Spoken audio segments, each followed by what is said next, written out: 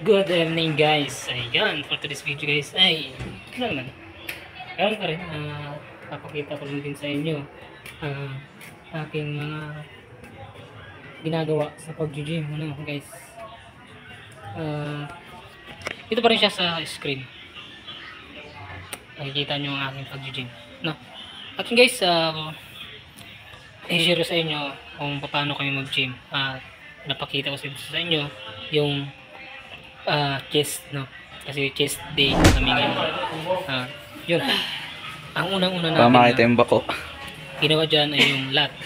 Bench press, ano guys. Meron lang tayo dyan mga Ang lalim boy. 30 pounds. Tatlo pa. Repetition natin guys ay ano lang siya, 10 to 12 repetition. Dalawa. For sets. Lason. Next natin na Ito. Good. ang exercise guys ay yung next natin na exercise ay yung dumbbell, no? Bench press, no? Yung lat. Mayroon tayong 40 pounds dyan kada each dumbbell. Bali ano siya, 80. Ano siya guys, mayroon na siyang repetition na 10 to 12 pa rin reps.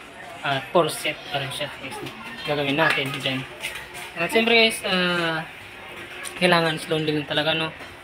Yung kaya nyo lang talaga na buhatin, so guys, huwag yung masyadong mabigat kasi delikado ang injury.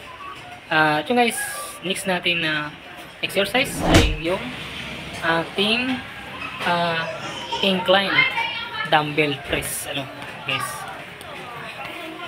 At meron na din tayo dyan 80 pounds, 40 per each, no? Repetition natin gano'n pa rin, 10 to 12 reps repetition natin. Meron siyang 4 set pa rin, 4 set pa rin siya guys. Yan tinatawag kong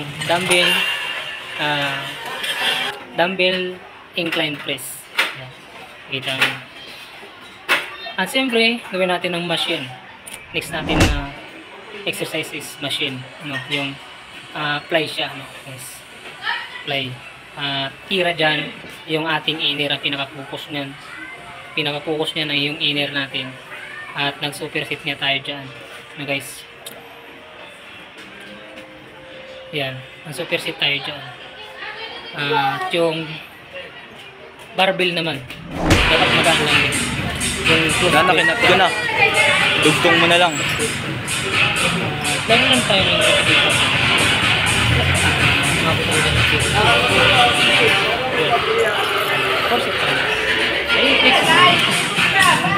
Doon lang pakita sa inyo na pag-gym namin. Don't forget, subscribe to my YouTube channel na si Kuya RG Vlog. Pakipindot na rin ang notification bell para lagi kayong updated sa video. Thank you very much guys. Bye bye.